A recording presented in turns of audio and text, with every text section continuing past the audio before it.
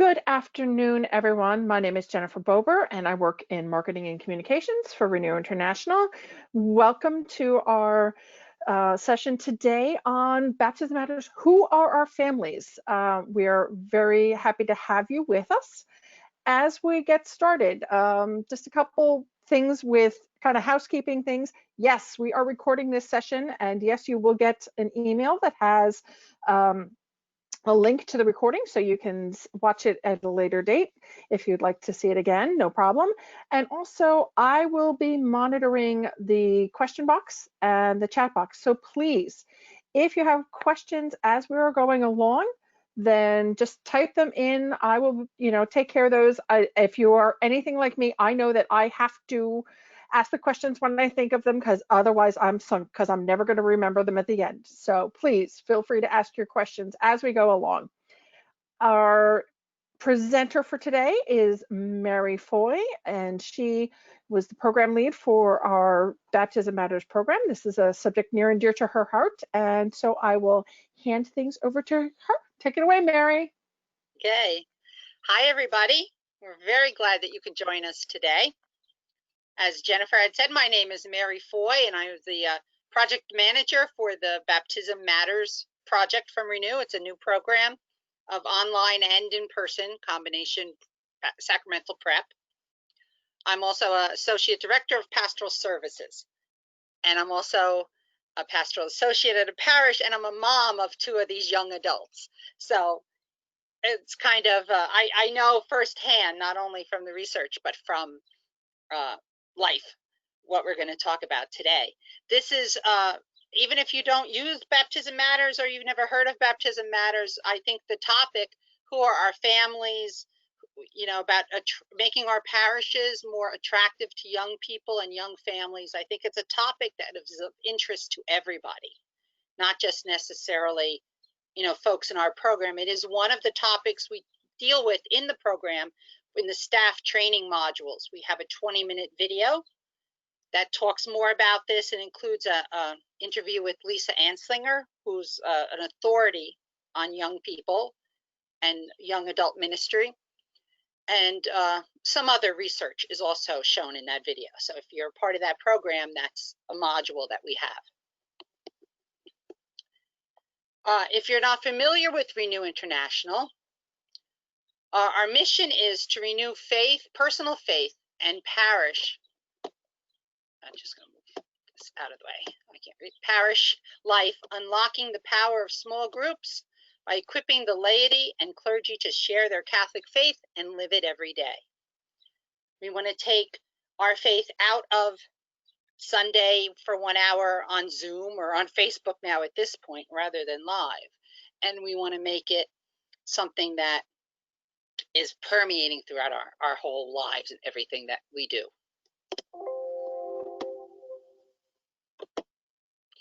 We have our opening prayer, and I'd ask you to read it along with me while, come back. There we go. Ask you to read it along with me while I read it aloud, and we'll pray together this prayer. So we'll start, as we do all good things, in the name of the Father, and of the Son, and of the Holy Spirit. Amen. Jesus Christ, our brother, our teacher, our Savior. By your life, death, and resurrection, you have gained for us the gift of baptism. In this sacrament, each child will receive, as we have received, a new birth into life filled with the Holy Spirit.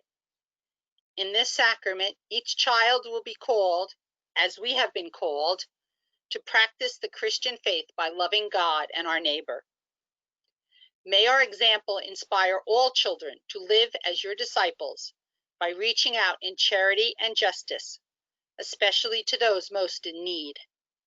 We make this prayer to you, to the Father, and to the Holy Spirit, who live and reign as one God, forever and ever. Amen. In the name of the Father, of the Son, of the Holy Spirit. Amen. This is the prayer that we use to start each of our modules in our work with the parents and the godparents, that by our behavior, we bring children, not only the children, but their parents and their families to Christ.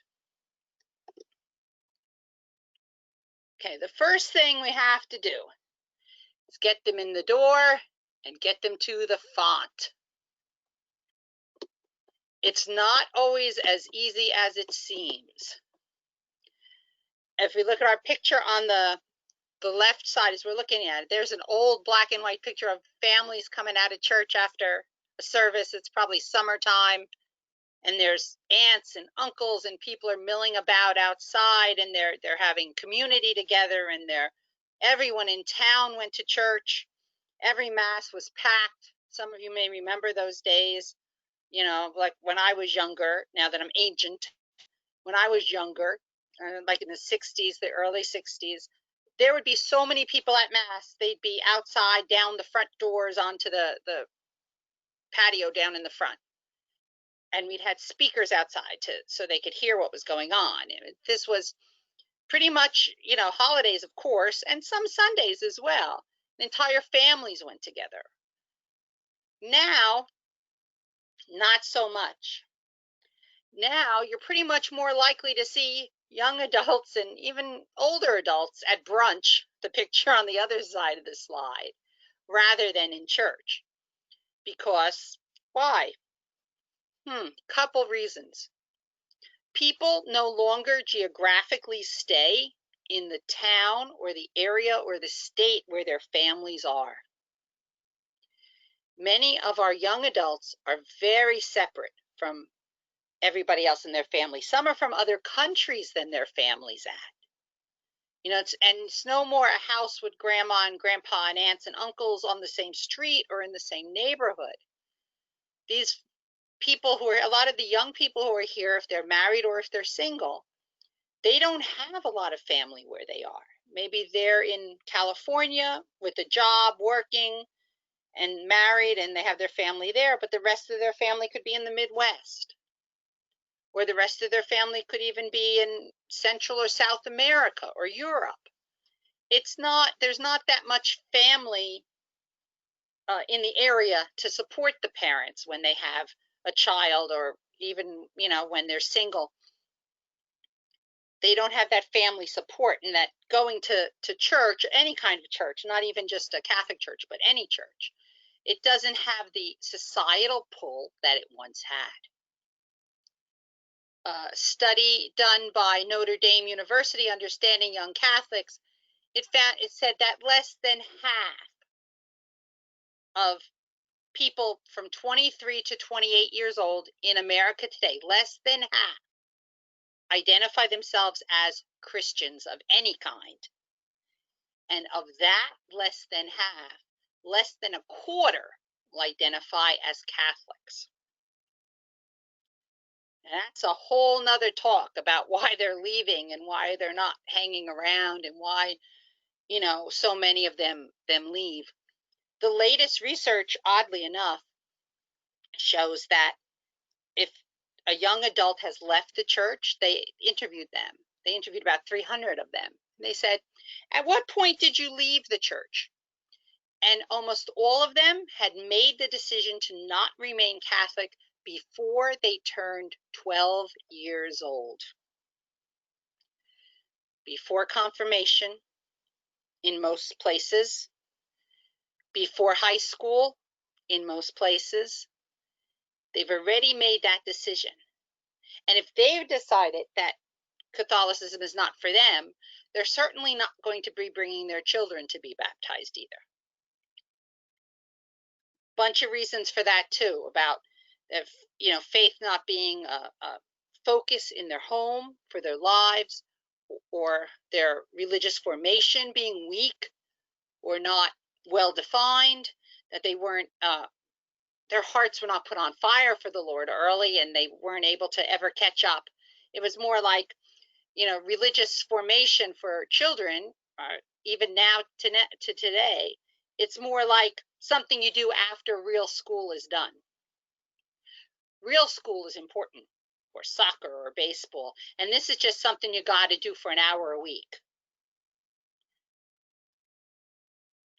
Well, regardless of the reasons, we need to find out how we can get this young families, these young adults, to think about coming back to the church, or if they've left, or coming if they've never come before, and make it more a part of their lives, especially for baptism. Because many of us know what the importance of baptism for a child, that a child has some sort of faith tradition growing up, a moral compass. It helps them meet friends, become involved in their community. It helps them learn service and care for others, compassion. Many, many gifts come from an involvement in a church as a child. And it also, many, many grandmas and grandpas are happy when grandchildren are involved in the church as well. So that also helps to, that also helps with the family working together on that. So we'll find out, what are some characteristics of young families? What are some things that young families are about that we need to find out? Because if we're going to work with them, we need to find out who they are. Like the title of our thing, that who are our families? The families are young families today. And by young families, I'm like 20 to maybe 35, very tech orientated. Everything is on the phone. Everything is on the computer. Everything is online. Very tech, very interested in the latest thing to come out. Very interested in how to use their technology for their lives, to organize their schedule, as we see here, to teach their children, to teach themselves.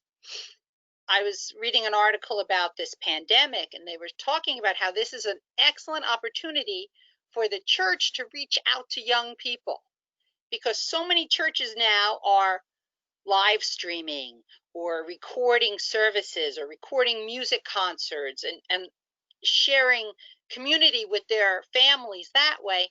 And a lot of pastors and church people involved in the running of the church, the staff, may not be very up on these kinds of things.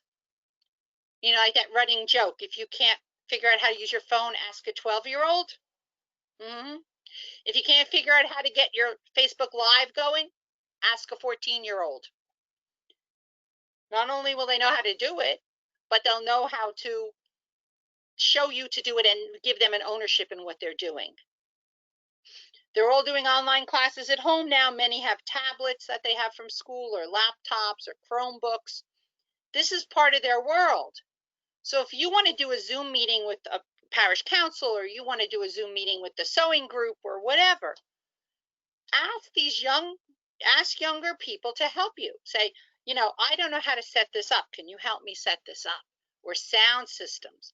We have 3 teenagers who are doing our church, setting up the sound system in our church so that we can go and record from the loft rather than having to record from right in front of the altar.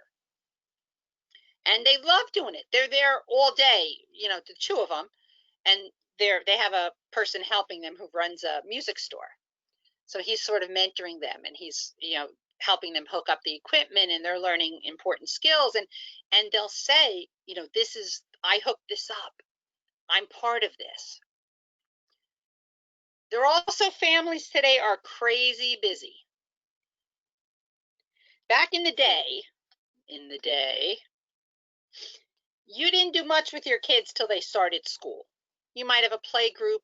You might have a little nursery school thing, you know, once or twice a week, half a day. You know, you may have a couple little things here and there. But working families particularly, they're crazy busy. They've got work. They've got the kids' activities, ballet, gymnastics, soccer, basketball, art, music, a million different things going on. Dr. Joseph White from Our Sunday Visitor, who's written a lot of books about early childhood education, a lot of material on that, he says that the young family with a new baby, their tribe, or their group of people that are going to surround them for pretty much the rest of their child's life, is set by age 3. Could you imagine? By age 3. By the time that child is 3 years old, they already have gymnastics on Monday, ballet on Tuesday, soccer on Wednesday, music on Thursday, and their Saturdays are booked straight through, and sometimes their Sundays as well. And that's going to set the course of their life. I remember my son is 28, and we went when he was 7 to sign up for rec basketball. This was no tryouts, it was recreational basketball. And, they asked, the coach asked, well, when did you start playing? And I said, last week. And all the other dads and moms on the team, they're like, oh no, we started when we were 4. There's a pee-wee clinic, and if you don't start by 3 now, you're out of the loop. And those activities actively market for parents. They market by word of mouth. You want to go where all your friends are going, where your friends' kids are going. So when we come along, when the child turns 5 or 6, or whenever your religious formation program for children begins, and you say to them, all right, from now on, starting today until you finish 8th grade, 9th grade, you're going to come here every Tuesday from 4 to 5:30. Oh, wait a minute, I can't. That's ballet, and that's music, or that's this, because their schedule's already set. So that's, so it's pushback, because this is not, religion is no more job 1. It's job something else. Maybe job 8 or 9 or 10 or 14 on the list. So there's an argument for getting these families involved early, right after a baby's born, before even baptism, like we talk about here in our program. Get these families, make the church, the activities at the church, part of their life as soon as you can. You don't need to wait until they start 1st grade or kindergarten, because sometimes by then it's too late. And anybody who's had kids knows that if your kid wants to do something, you're going to do it with them. Nobody gets more parents to church than a 2nd grader who says, my teacher said I have to go to mass or I can't make communion.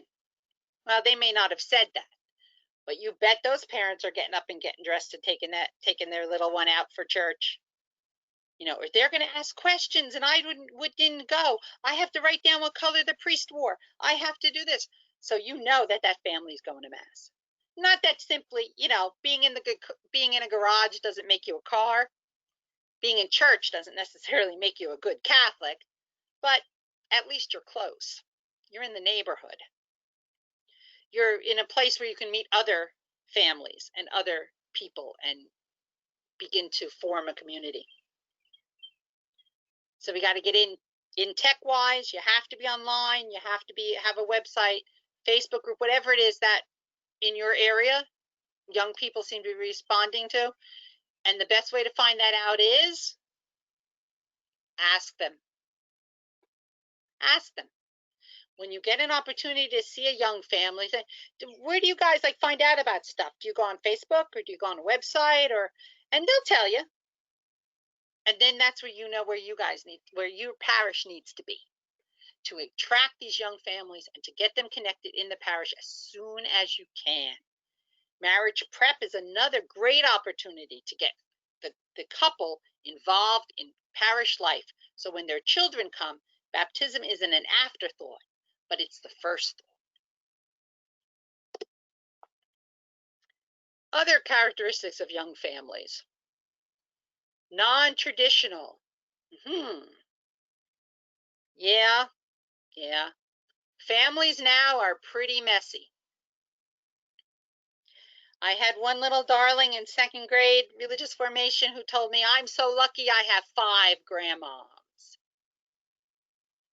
Mom's mom, dad's wife's mom, mom's husband's mom, and mom's first husband's mom. Woo! I had a little one who used to put his pajamas in his book bag because he never knew who was picking him up that day. They had joint custody and he couldn't keep track. There are a lot single parent families, moms and dads, There are grandparents raising children. There are foster children, adopted children from all around the world now in our families. And other situations where the parents, the family, may not look like the picture you see when you close your eyes and think, here's a family.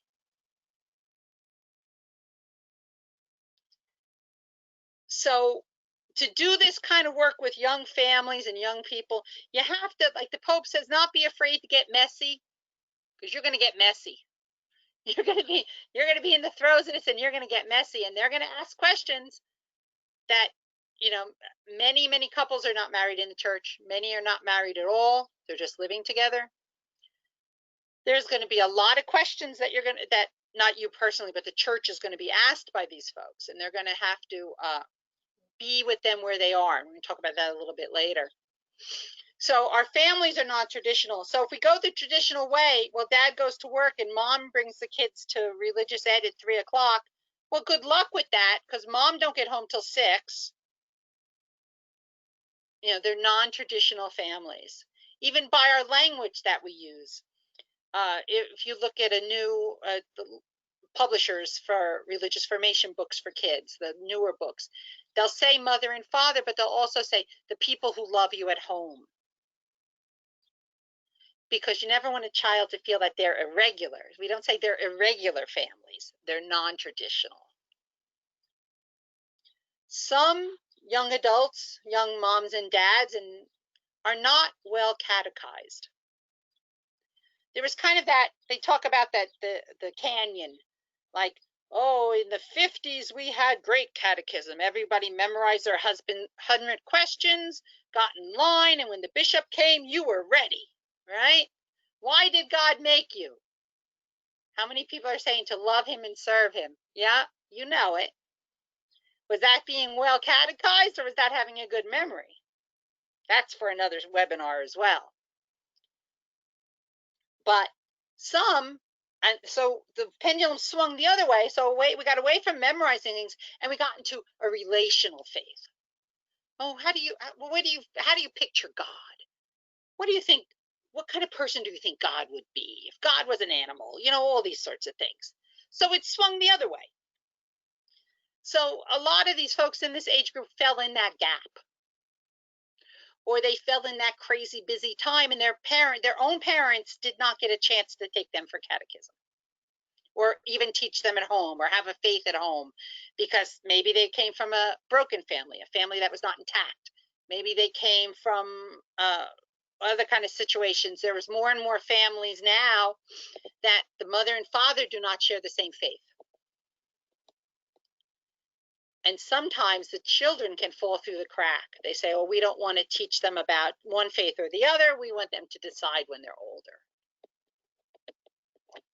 So sometimes these parents were not catechized well, and not that they don't remember the 100 questions, but that they don't necessarily feel an importance of faith in their life. They can't understand why it would be important to anybody, especially not them. They're also looking for community. A couple slides ago, we talked about how many of the parents are alone. They don't have any family members here. They don't have any, they have maybe a couple work friends, but nobody here really they can go to. And community is a huge deal. Being alone is a talent we're still working on when we're young, right? We always want to be with somebody. Who else is going, right? Anytime there's something in high school, well, is so-and-so going to be there? Who's going? Young people, young families are looking for community. They're looking for other parents they can talk with and share with. They're looking for older people that they can ask for advice. They're looking for younger people for their kids to play with. They're looking for safe places where they're accepted and they can be heard. Someone will listen when they talk rather than just talking at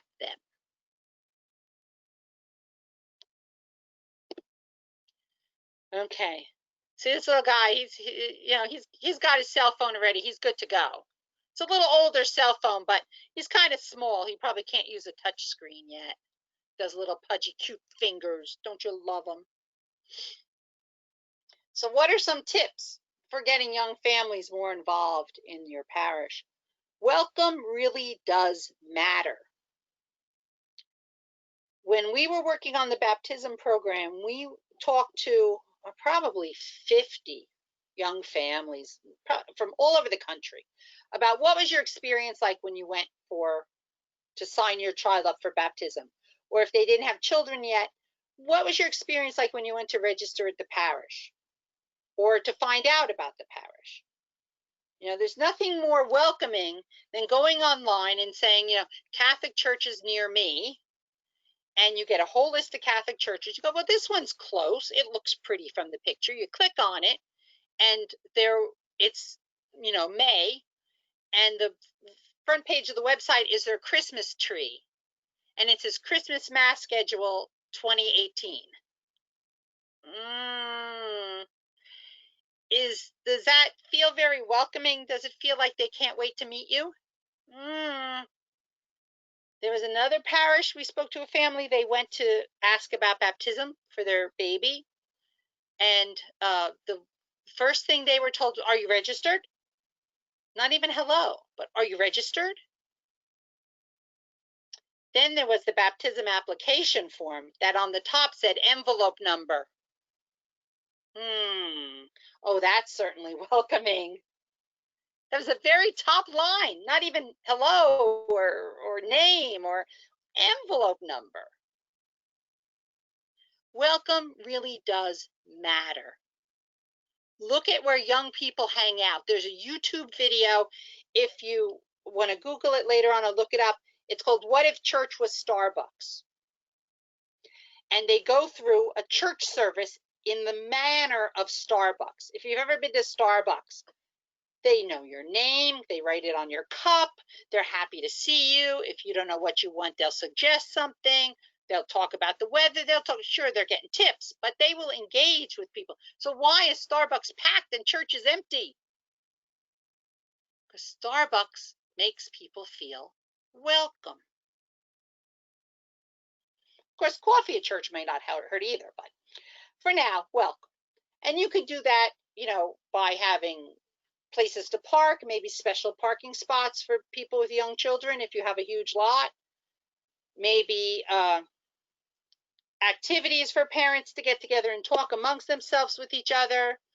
It always comes up, do you need a crying room? I remember that. We went to one church once when my son was a baby that had a crying room, and it was like Lord of the Flies in there, survival of the fittest. And I said, well, nobody's getting any holiness here. All we're getting is hitting each other with stuffed animals. There, whatever the setup of your church is, there's a way to make these families feel welcome. Mom's got a bag, a carrier, dad's got the umbrella. Have somebody there to open the door. Simple thing like that. Have a ramp that the stroller can come up, or a doorway without steps. Just anything, any little thing like that.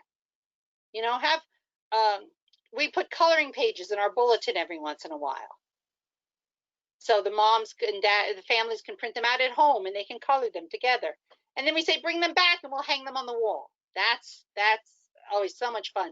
The kids love to see their picture. Is my picture on the wall yet? Go look.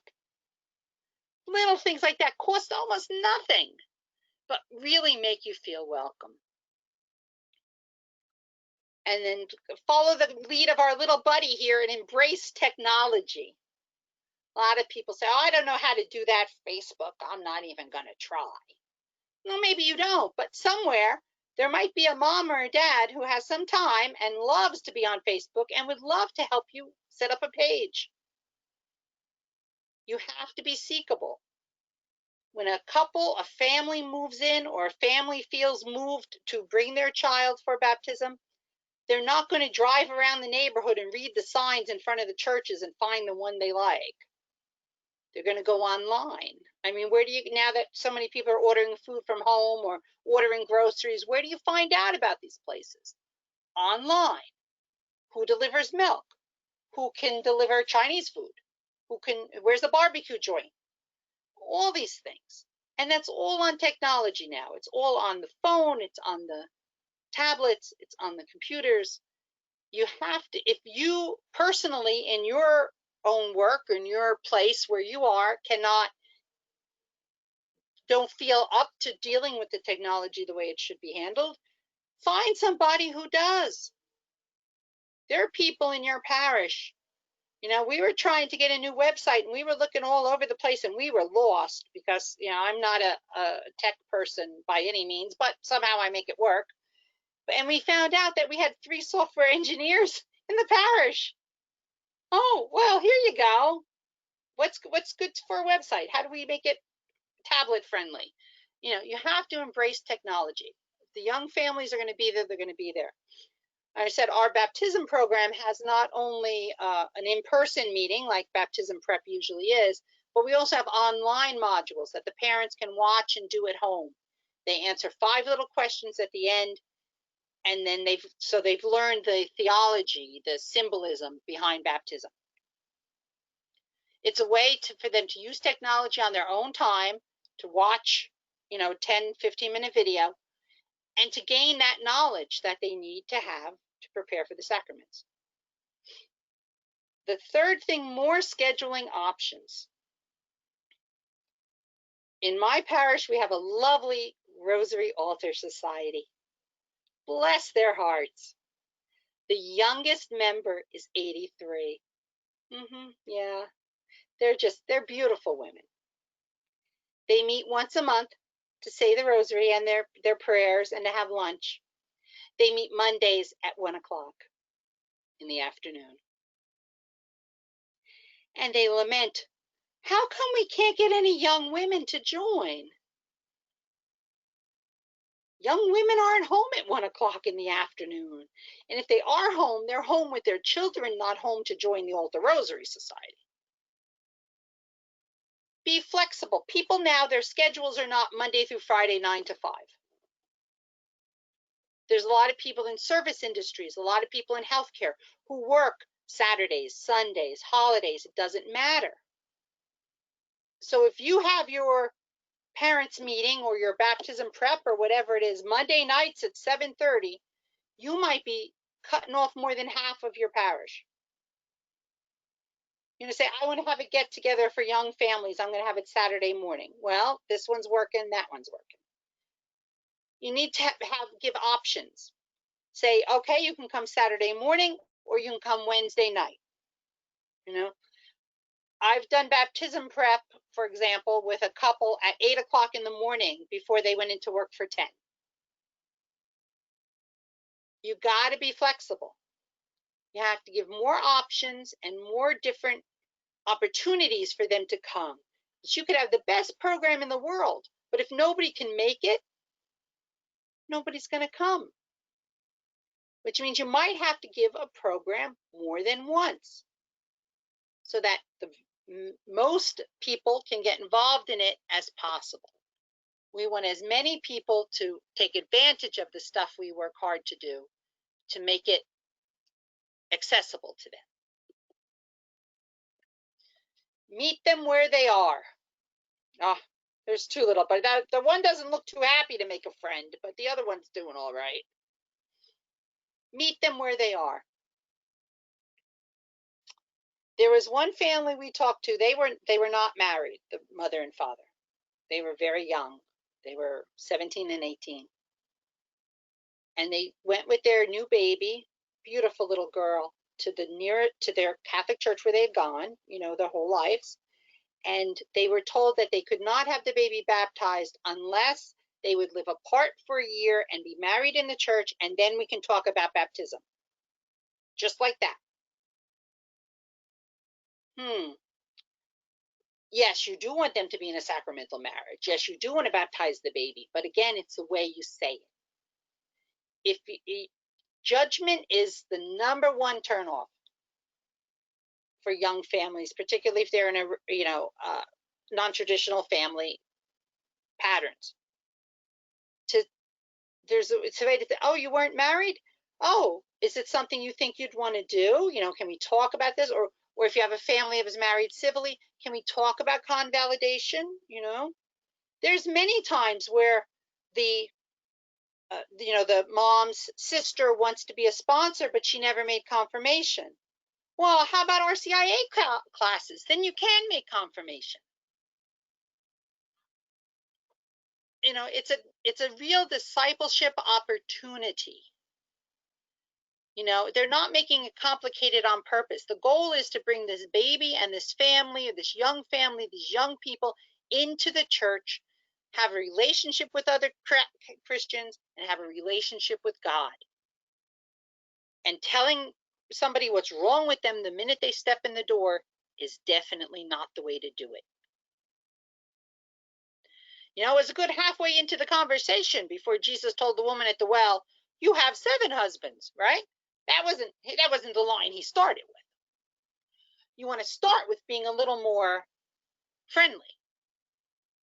Meet them where they are. Try, no matter what their situation, you're going to walk with them through that. You're going to accept where they are, the way their family is, the way their lives are. You're going to listen. You're going to find out what they need to talk about. Only then can you start to break through that. In a study done by Notre Dame in 2013, 2014, they asked young Catholics, people who had left and stayed, both, how did you learn about God? How did you form your opinion about God? Teaching or having gone to classes was way low on the list. Dialogue. Dialogue is a much better approach. If they're bringing their baby to be baptized and the baby is 4 years old. Oh, great. I'm so happy to see you here. Are you finding out about baptism? Is there a reason why you'd like to have it done now, or were you looking at this year, or what's going on in your family? Do you have any family in the neighborhood? Anybody in the area? Do you have, find out those things first. Do you have other children? Were they baptized? You can find out a whole bunch of stuff from a 15-minute meeting with a family. You may have RCIA candidates. You may have convalidation candidates. You may just have people who need somebody to talk to. And that's the most important thing. Meet them where they are. Make a connection. Next thing, start with the basics. Don't assume. You know what they say about the word assume? Never assume that these parents have a working knowledge of what is going on. Oh, well, they know what it means to have the baby baptized. No, they don't. Well, godparents know what they're supposed to do, and how do they? Everybody knows how to act at Mass. Well, maybe they don't. I was doing a wedding rehearsal once, and the groom says to me, "When it's the day of the wedding, do I have to eat the wafer?" And he was Catholic. Somewhere he didn't connect what was going on in Eucharist. So you can never assume that anybody knows anything. And then as you talk to them, as you get to know them, as you dialogue with them, you'll begin to know where they are on their faith walk, what kind of experience they've had with the Lord, what kind of feelings they've had in other churches. Maybe they've gone to other churches and had negative experiences. So many people have had that so sadly. Maybe they, some other situation came up and they were never able to complete their own sacraments, and they want to, they'd like to talk about that. You really need to start with the very basics. Don't start with this big theological discussion. We saw sacramental prep programs that started with, as outlined in Deuteronomy, we can see the Old Testament, these lovely. No, start with the basics and move up from there. If you're ever in a baptism prep or a marriage prep situation, or if you just want to, if you're having a Bible study for young adults, whatever, start with the basics and let them show you where they are. Provide opportunities for them to meet others in the parish. Parenting is a lonely gig. If you have no family around, and now that we're in quarantine, you're in the house all day with your kid, you're going to go out the window, right? moms who are home, dads who are home, moms who work, dads who work, they need to be with other parents, other young parents, even older parents. Maybe their own grandparents are in another country or far away. We have like adopt a grandparent. Like there's some older couples who just their grandchildren are far away, and these people's grandparents are far away. So there's a perfect combination. It takes a village, like they say. The more people that this family can connect with, give them the opportunity to build that community that they're so dying to make. You read these stories about these folks go on Facebook and they talk about, they want to commit suicide or they just want to connect with somebody. If we make the parish that point of connection, the more odds that the family will see value in being a member of the parish, being in the parish, being with those other people, and making that connection. And even that's more important than, in some cases, even sacraments right away. You want to have that connection first. If the family's a little hesitant, if we all have, if you've ever done like a pampered chef or a Tupperware party, you get, like I got an invitation the other day to a Tupperware party from somebody I went to high school with 40 years ago. Holy crow, right? You make the connection first, then you sell the Tupperware, right? So we're making the connection with the family first. And then we're going to talk about requirements, and we're going to talk about preparation, and we're going to talk about nuts and bolts things. But we first want to make that connection, because that is what's going to make the connection with them with how Christ is for them. Remember the old song, right? They'll know we are Christians by our love, by our love. Yeah. Nobody sings, and they'll know we are Christians because we read the whole book and memorized it. By our love. And young people in particular, teens are excellent at this. Young adults are good at this. They are excellent at picking out people who aren't serious about what they're saying. If you're talking about faith and you're not feeling faith, you don't have that, you're trying to sell something you don't have, they're going to see through you like this. Show them you're Christians by love, like St. Francis said, right? Preach the word always. And if necessary, use words. If you want to preach the gospel. What we say is this much. What we do is this much, especially with young people. Give them opportunities to meet others in the parish. Give them opportunities to serve. It's hard to do a lot with a little baby, but we have a 3-year-old who loves to greet people at the door, or did when we were at the door. She loved it. We have a couple of middle school kids who give out the bulletins. Well, you'd think they were handing out money. They love their jobs. They really enjoy to be part of things.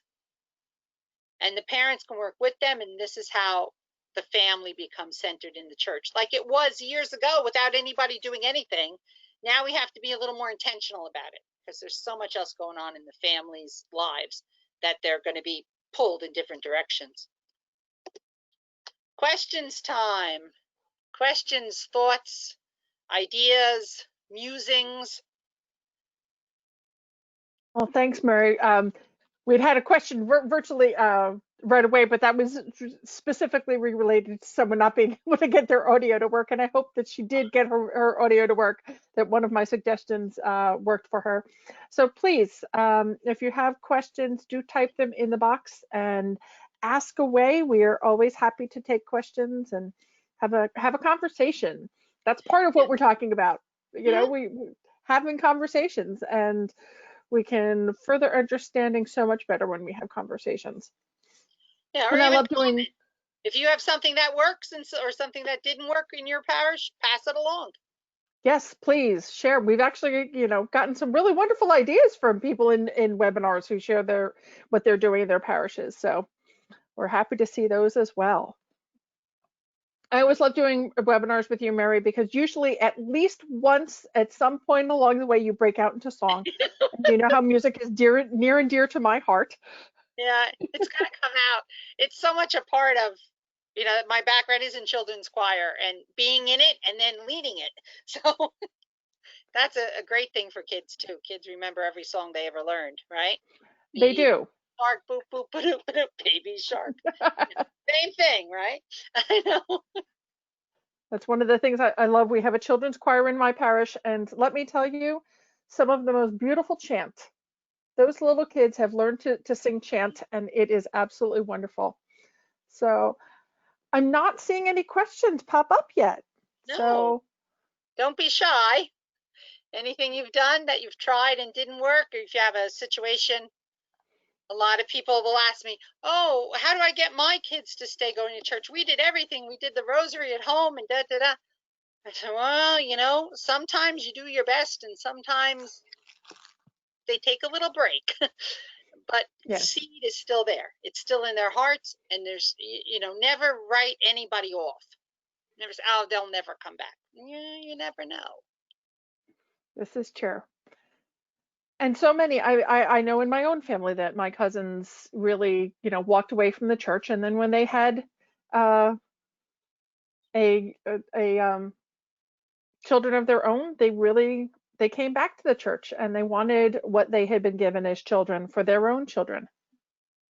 Yeah, a lot of times that's a pivotal moment for people, and they want their kids to have that same experience of first communion and confirmation, and to grow up in that atmosphere. Because it's a lot of times people come back, they get married in the church, and then sometimes they drift off a little bit, and then but children bring them back a lot. Well, someone said comments, not questions. We'd love to hear comment. And actually, oh, we've got a question that says, how do you help the priests, young and old, be more welcoming and less judgmental when first meeting young couples? Great question, John. Yeah, that is a very good question. Some of our, well, like the rest of the world, people are set in their ways. The best way we found to do it is to have sort of a lay liaison. Like, if you, like, for the baptism program, we have people called baptism mentors, and they would be the first contact with the couple, and then they would go with them to introduce them to the priest and let them meet them.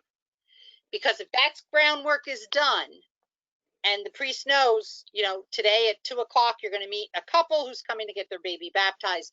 They're wonderful people. They've moved around a lot. They've had a tough life, whatever you could tell him about it. Sometimes that makes him feel a little more less blindsided, because sometimes I know I'm picturing the guy in my head. There's this priest who, it's rules and rules and rules. And he says, the couple's not married, don't bring them to talk to me.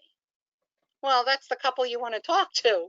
So that's when it helps if you have a deacon. Deacons are wonderful. Well, I shouldn't, most deacons, because they've had that experience of being married, and many have had children.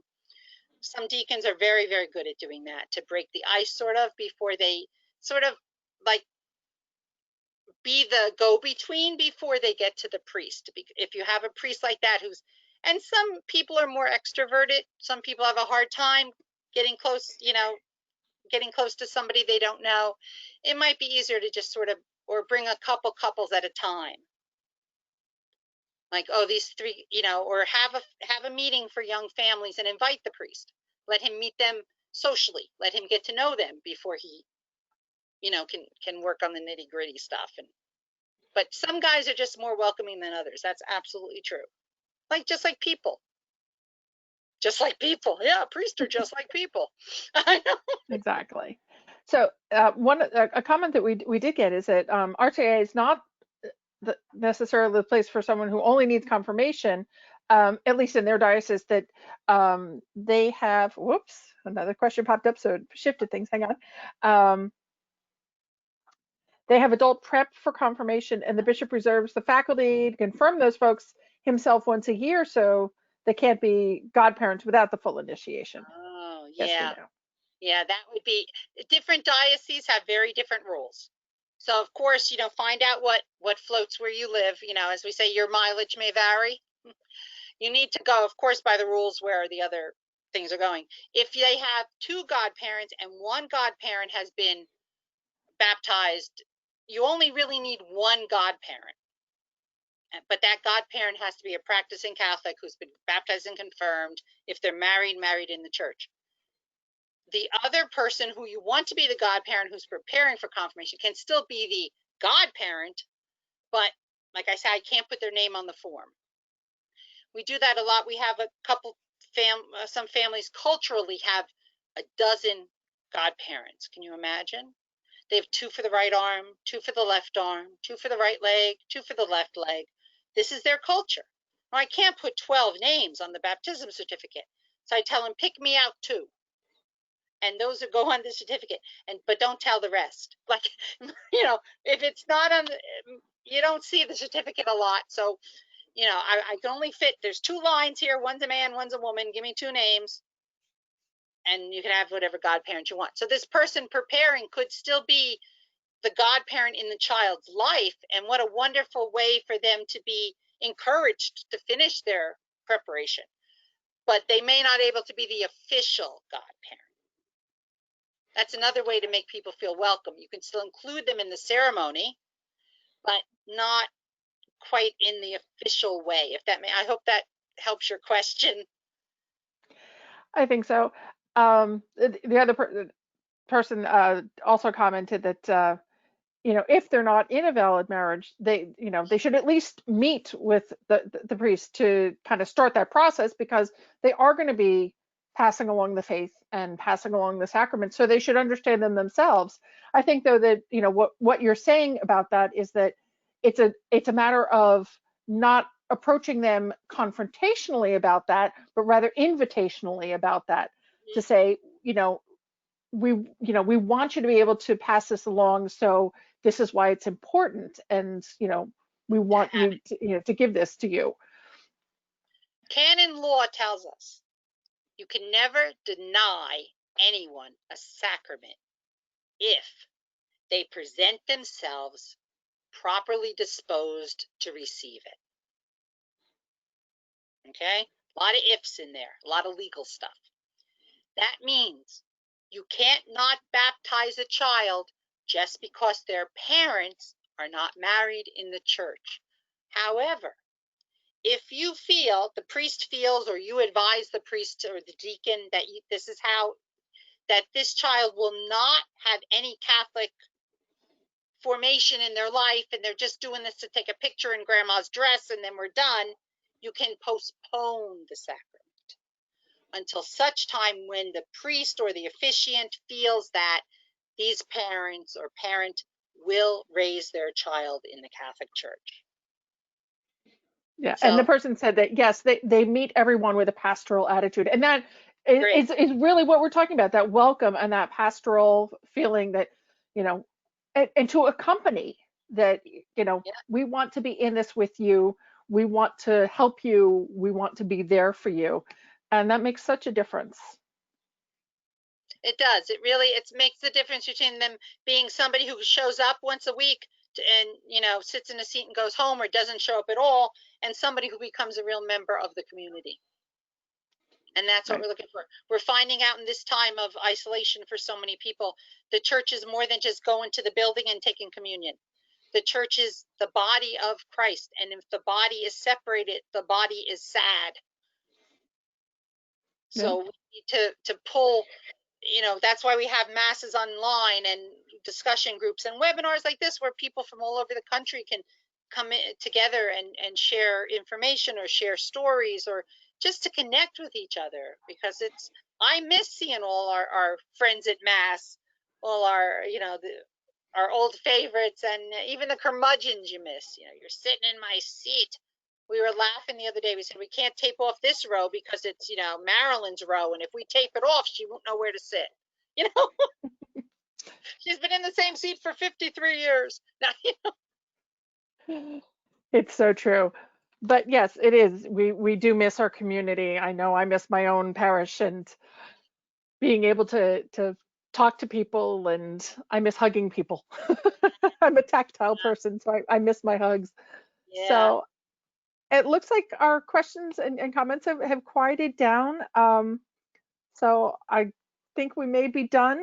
Thank you everyone for being here. We hope that you found this useful. We will be emailing you a link to watch the webinar, and so you will have it at a later time and can share it as you would like to. We're always happy to have these things shared out.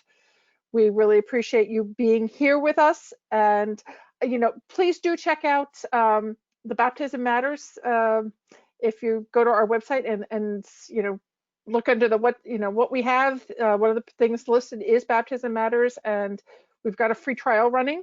You can also watch a video that talks about the program and gives you a little bit of a view for it. So we hope that you'll take the time to do that, and we thank you for being with us today. We're having another webinar too next month in the same series about does baptism matter in your parish, and a way to make baptism the sacrament more of a focal point for your entire parish rather than just for the 4 people involved.